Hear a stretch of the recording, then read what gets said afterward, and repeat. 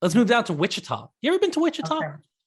No, but I am going there for the second round. Oh, really? I didn't realize that. Or the third and fourth 16. round. Yeah.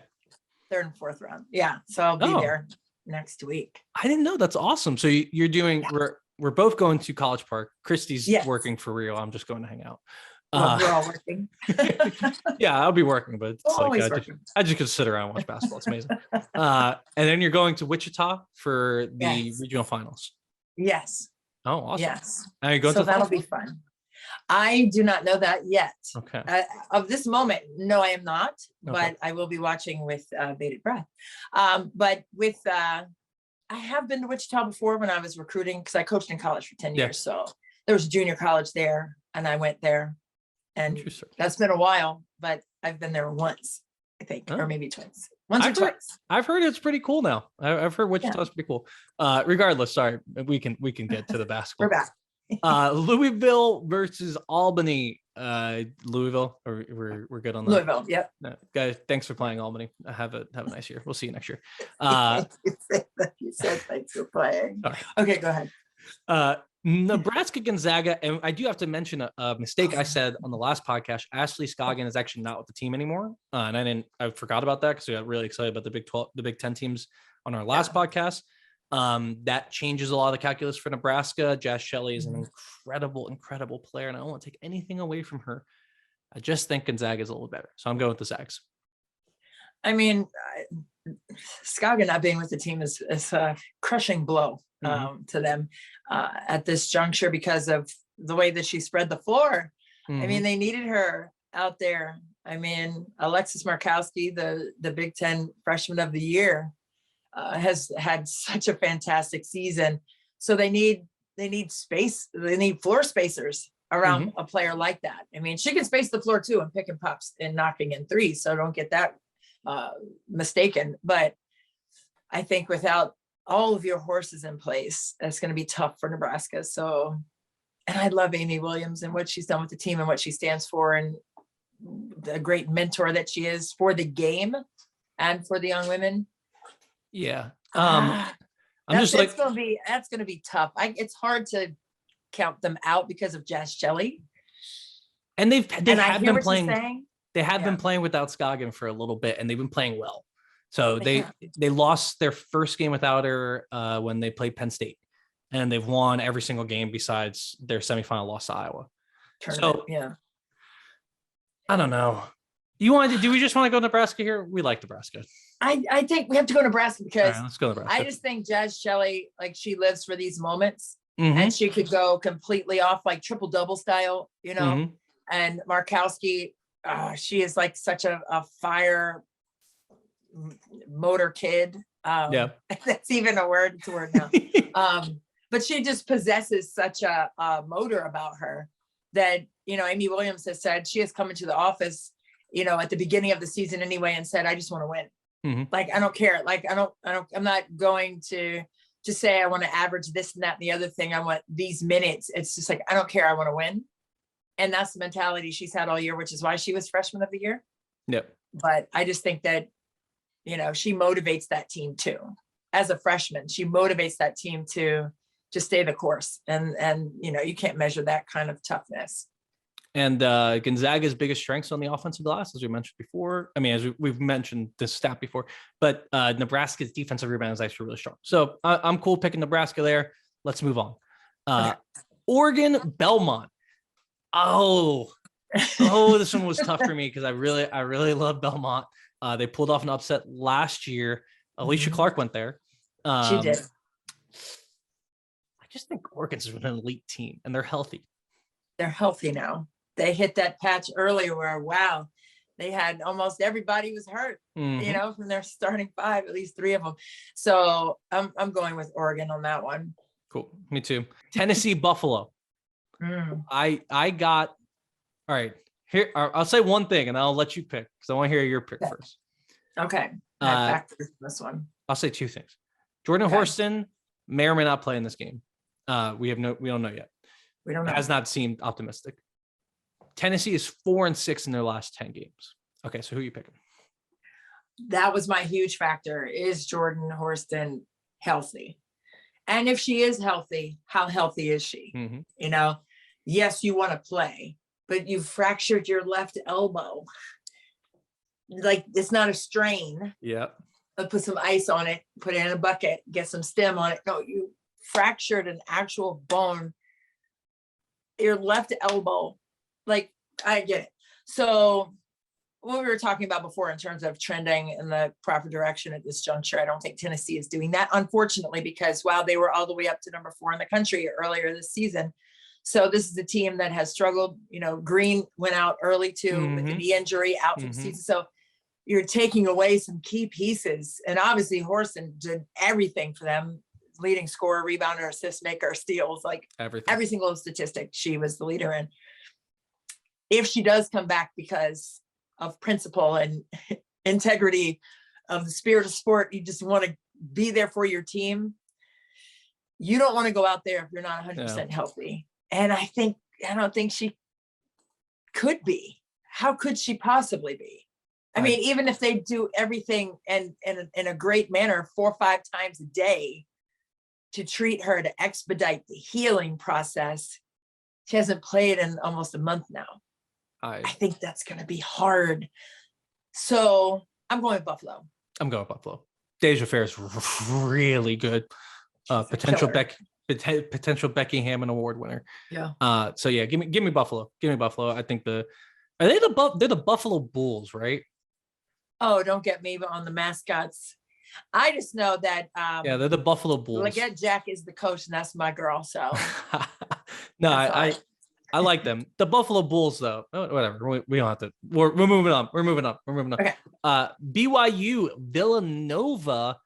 I got BYU. I think BYU's been one of the better teams in the country throughout the year. I think, losing they lost to Gonzaga in their conference championship.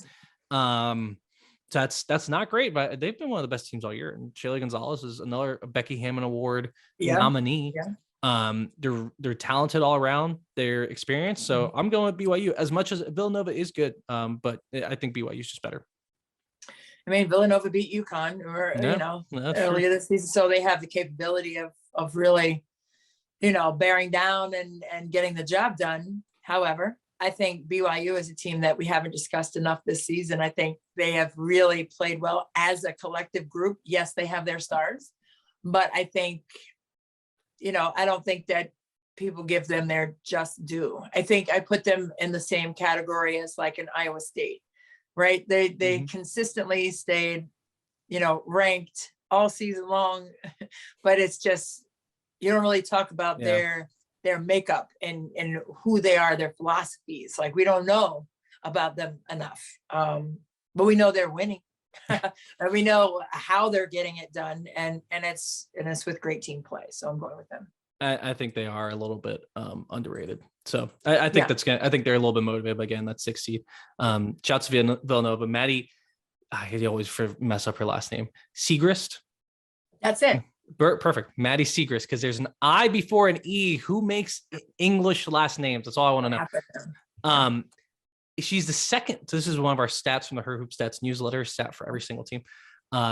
She is the second leading scorer in Division I with 25.9 points per game, to go along with 9.5 rebounds per game since 2009, 2010. The only other players to reach those numbers are Chinea Gumake, Megan Gustafson, Alana Deladon, Alicia Clark. Wow. 3 of them play for the Mystics now. I was going to say, are we talking about the Mystics or are we talking about, okay. I like it. So maybe next year, Maddie Siegrist gets on the Mystics, and we get all 4 of those players. Chinea, I don't think is coming over to the Mystics anytime soon. All right, moving on. BYU over Villanova. Let's go to Michigan and American. I personally love this American team. Yeah. I got to see them in the Pat League semis and finals. They run a motion offense. You will have to prepare for them. You will have to know how the motion, it's traditional motion, so it's not the 5-out motion that a lot of people play. Right. You're going to have to be prepared for it. They play good, solid defense. They talk a lot. They close out really well. They're one of the best closeout teams in the country. I love their story. I love Emily Fisher, their point guard. I'm picking Michigan. I'm taking Michigan because of Naz Hillman and Leah Brown. I just think the way they went out of the tournament, to Nebraska, I just think that that was a shocking blow to them.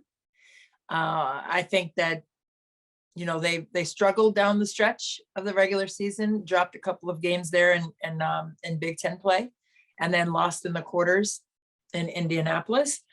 I think they're hungry. I think they have something to prove. I mean, they went to the Sweet 16 last year with the same group, essentially. But I like Felia coming off the bench, you know, the freshman, Layla Felia, and what she's able to do as well. So it's not all on the shoulders of Naz Hillman. They have so many great players like Maddie Nolan who can knock in shots. I think it's going to be a really strong testament to the sting of losing in the quarters in the Big Ten. And I think that level of momentum is going to carry them in this game and possibly beyond. I'm sorry that I wasn't. I was looking away while you were talking. The AP All-American teams just dropped. That was hard. Yeah. So we'll talk about that on the next podcast, maybe. Okay. Also, just like one thing, AP, I get that you're a written media, whatever. Can I just get like a list? Like, I just need like, here's a graphic of all of the people on the list specifically for when these things drop during our podcast. That's my only thing. That's all I got for now. And then we'll look at the team momentarily. All right, let's move on. So we both have Michigan there. Shouts to American though. I think they have a chance, but shouts to American. Yeah. I mean, great job this year though. Oh yeah. Love it for them. Love it for them that they get to go. Let's move on to Ole Miss, South Dakota. South Dakota is a really good team. So I don't think that maybe they'll need your pick Ole Miss because South Dakota is really, really good. Actually, our stat for them is they're one of only 5 teams with the points per play of at least 0.89 on offense and a points allowed per play of 0.71 on defense. So really efficient offense, stifling defense. Good where do you want to go with that? Who are you going with? Man. Wait, give me some more stats. Give you some more stats. I mean, let me pull it up. I'll pull it up. So I picked Ole Miss just because I don't think South Dakota is going to have a great answer for Shakira Austin if she's on one. They do have some really nice bigs. They never turn the ball over, and that's part of why their offense is super efficient. And those are the teams too. You know, if you don't turn the ball over like they do, and if you shoot free throws and they shoot them pretty well, you're gonna have a good chance because that means you're not gonna give away the game. So it's not gonna be you're not gonna be giving away a game. Ole Miss is a team that can give away the game, and we've seen that this season on different occasions. I'll get their turnover rate. I mean, they're actually pretty good in terms of turnover rate, 64th in the nation. But they're a team that can give away games that can lose focus a little bit. But they're also a team that can really pressure you. And when they're on, as we saw against South Carolina in the SEC championship, they can motor back. So I went with Ole Miss. But I think, to me, it's just a coin flip at this point. I mean, I'd like Ole Miss, and I'm going with them just to cut to the chase. I am concerned, however, with sometimes they have those lulls in the games. I am a little concerned with that, but I think, the NCAA tournament is the only motivation that you need, and knowing that it's one and done. So I think that may carry them and that may cure the inconsistencies that they have had. And those droughts offensively where, they're trying to get a bucket and it's just not happening for them. But I think they're going to be motivated in this situation to be at their best. So I'm going with them. All right. Then we move on to Baylor and Hawaii. We're both picking Baylor. Yes. Okay. Now, all right. At this point, we're at 49 minutes, and we're only through the 1 1/3 of the 4 we have to do. So okay, I'll keep it quick. We're only gonna discuss the ones where we disagree. All right. Okay. So Louisville, Nebraska. I got Louisville in the second round. Okay. Louisville. Moving on. Thank you for being there, Nebraska. Also, that game's at home. Oregon, Buffalo. A little bit more interesting than I think people would think. I think I'm going to Oregon. Oregon too. I'm going with Oregon in that. Yeah. I'm going to skip BYU, Michigan for a second. Okay. Ole Miss versus Baylor. I think Baylor's got that. Baylor. Okay. It's going to be a good game though. It's not going to be a blowout. It's going to be very close. Well, and you get Nalissa Smith versus Shakira Austin. Hopefully that matchup happens many, many more times throughout the years in the WNBA. Yeah. Okay. BYU, Michigan. I have a feeling we disagree because I got BYU. Oh, see, you're right. I'm going Michigan. Okay. That's what I'm saying. I think their momentum of being stung in the Big Ten tournament is going to carry them through. I don't have like a great statistical reason for this. I was waiting on it. You saw me waiting on it. I was leaning up, like waiting on it. I don't have a lot of great reasons for this. I like what Michigan's done. I think Naz has been amazing all year, and I think that's very, very clear to everyone. They do sometimes struggle. And I think a team like BYU is a team that can give them problems. I mean, they're really super efficient on offense. They get a lot of their points from three. They space you out a lot. Naz is going to have to play out some on the perimeter. She's proven that she can do that pretty often. Right.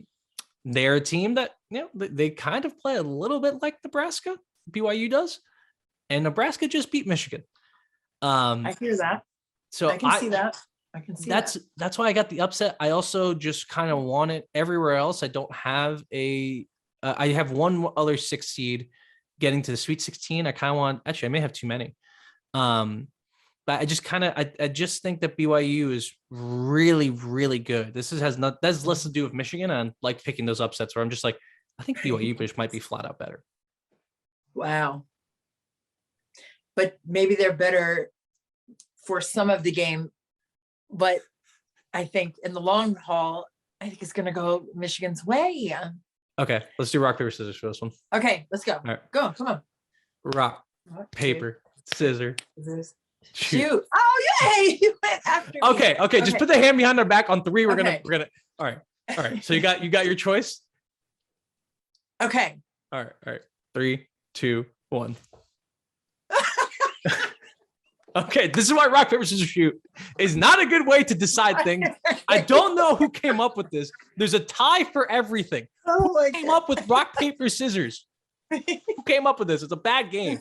Okay, I need a quarter. Actually, I'm just gonna Google quarter. Flip it. Quarter flip.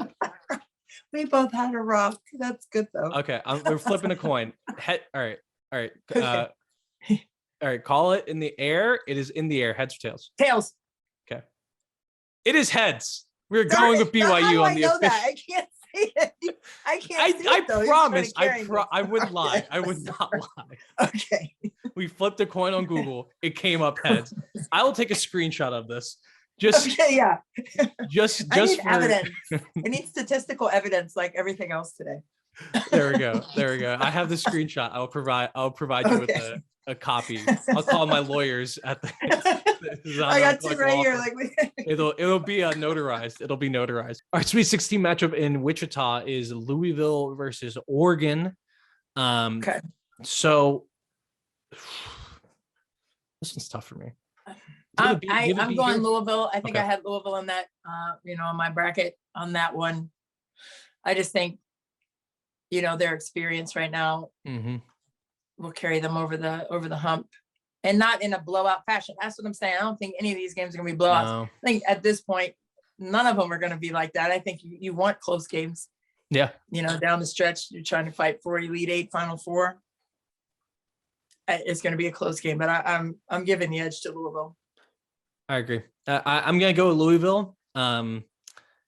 If Oregon's, it's just hard to tell where Oregon's at because they've been so injured all year. So I'm not sure where their chemistry is in terms of just knowing where everyone's going to be.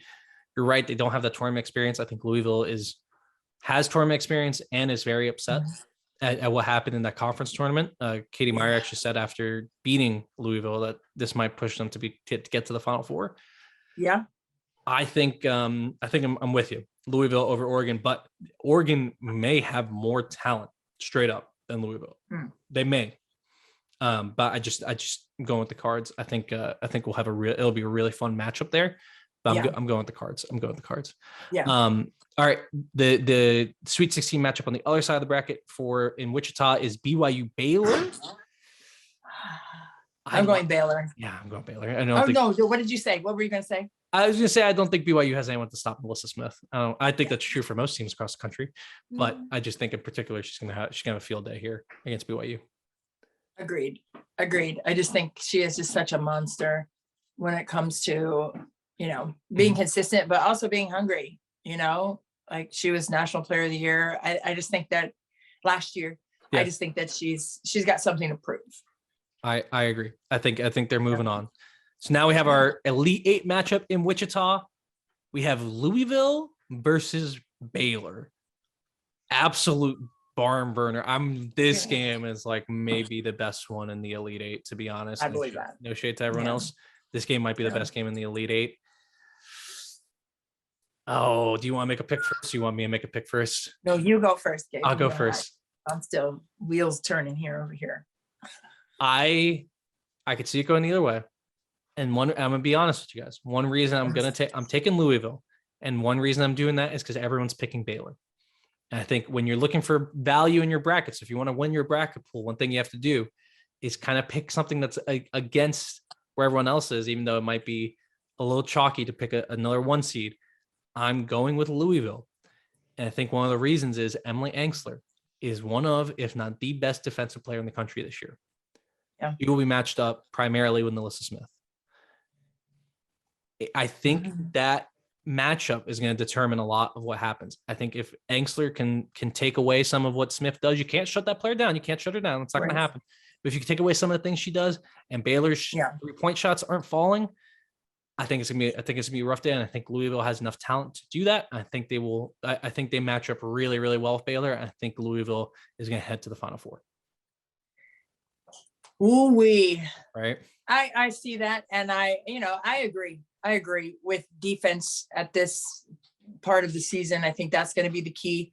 When we were talking about a Baylor team that lost to Maryland on a 1 possession game, lost to Michigan in overtime. And I think in those instances, it was about the defense that was applied by Michigan and Maryland down the stretch. So I think that's going to be a key factor in this game. And I'm going to go ahead and go with Louisville as well. Yeah. And the other thing with Louisville is like the games they've lost this year to a certain extent have been them like losing focus. Like they lost against NC State. They were up 18 in the second half and they lost focus against Miami. Same thing happened. So I don't think that's going to happen when you're in the Elite Eight against a team as good as Baylor. I think they'll be well prepared. I think they'll be ready for that game. I just think they have the right personnel to beat Baylor. So we're going Louisville in their first Final Four since when was their last Final Four? Oh man, I think was that 3 years ago? That COVID year like messed me up. Was it 19? The last one was in 18. So is that Maisha Hines Allen? Say it again. Was that Maisha Hines Allen's? It was. Look at you. Right. Mystics reference. WNBA around the corner. We've almost gone through the entire Mystics starting lineup. Yeah, I think that was it was her senior year. It was her senior 18. year. Yeah. Also, good Lord, the tape on Maisha Hines Allen in college. I wasn't really watching college basketball then. Good Lord, the tape is incredible. Oh my God. Monster. Absolute beast there at Louisville. And so they're in the Final Four from the Wichita region, our Wichita regional champions, heading to the Final Four against South Carolina. We'll talk about that in just a second. All right, let's get to our Final Four picks. We don't have to spend as much time here because it's just so speculative. We don't know who's going to be here. But South Carolina, Louisville on one side. I'm going South Carolina. No offense. South Carolina. Yeah. Same. They're the best team. They've been the best team. Yeah. Well, we'll talk about it. They just have the it factor. All right. On the other side, we have Stanford, Indiana. This is an awesome matchup. Again, I just think Indiana's top 5 can match up with anyone in the country. I think they're extremely disciplined.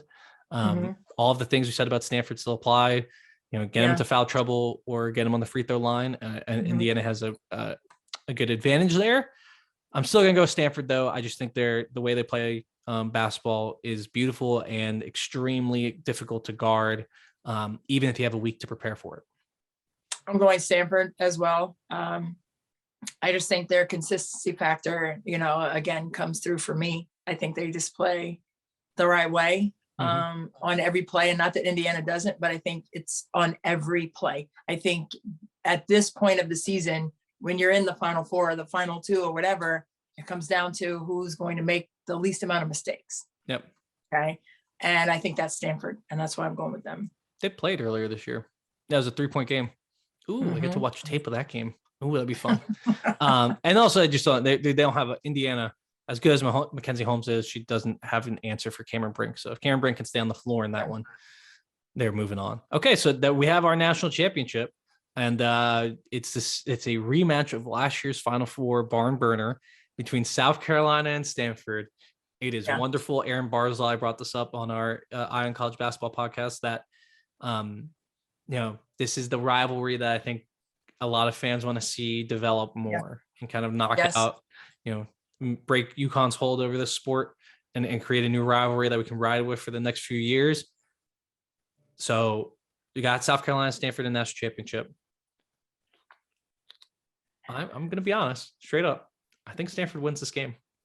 I think Stanford, because they got so close. They got so close to being South Carolina in South Carolina in a real home game. Yeah. I think they're really difficult to stop. As I've mentioned before, many, many times, I think they're just ready for that challenge. I think I think Haley Jones is going to be very difficult for South Carolina to stop, and especially on a quick turnaround. It's another thing here that we have to remember, because you're not going to be looking ahead to the national championship when you're preparing for the Final Four. Right. I think Stanford gets them. I think Stanford gets them. And also, this is another value pick. If you want to be, super nerd about it, this is a great value pick because, as we all know, the national champion pick counts the most out of all of the picks you're going to make. And the vast majority of people will be picking South Carolina because they've looked like the best team in the country all year. And I think it's closer. I think it's closer than people will expect. So I would go with Stanford just as a value pick to see if you can get those points over other people in the Final Four. But that's not what we're doing in this podcast. I just wanted to mention it as a value play. But what's your analysis here, South Carolina, Stanford, as we sit here, 4 weeks before this potentially happens? Honestly, 4 weeks ahead. I feel you. I just think, in my mind, when you said matchup, a rematch between South Carolina and Stanford, the picture that came in my head. Yeah. Aaliyah Boston's face when she missed that putback to advance them to the championship game last year. Dude, I can't get that out of my mind, number one. And number two, she's not going to let that happen again. I think she's going to have... It's fair. I think it's a fair point. She's going to have like a 50-piece or something like that. Like, she's just going to be unleashed. I don't know, man. I just think that counts for something when you lose the year before and you have the opportunity not only to be in that pretty much same position, but to be playing the same team that you lost to with basically the same players on the court. Man, I'm going South Carolina. All right. Let's go South Carolina. We're going South Carolina. I'm going South Carolina just because of that face. Like, I can't unpaint that picture in my mind of Aaliyah Boston coming up short, man. And she's treated that like all of us have treated a bad breakup in the past. Like, she overhauled her body, got herself in more shape. She's been breathing fire all year long, and she's been telling everyone that she's like cool, but like deep down we know that she's been dying, chomping at the bit to play Stanford. She wants to run it back, honey. She wants, and all of them do, but especially her. And when you have your key cog feeling that way, it trickles down. Dawn's going to have them ready, for a repeat. I just can't count them out. So I can't walk. I'm definitely not. Other things I've been able to walk myself away from, I'm not walking myself away from that. I just think it's going to be too much mental toughness from South Carolina on that game, and the emotion of the redo or rematch. I think that's going to carry them over, and it will be close. It's not going to be some blowout situation. I think it'll be within 10 points or less. All right. 5 points or less. So we actually do have to do a final score prediction. What I have is just like generic 74-68. Oh my God. I had 70-69 South Carolina. Well, I did 1 point. I gave a 10-point grace, 9, Okay. 10 point grace period. But I did on my bracket online this morning, actually, I said 70-69 South Carolina over Stanford. All right. I think this is good.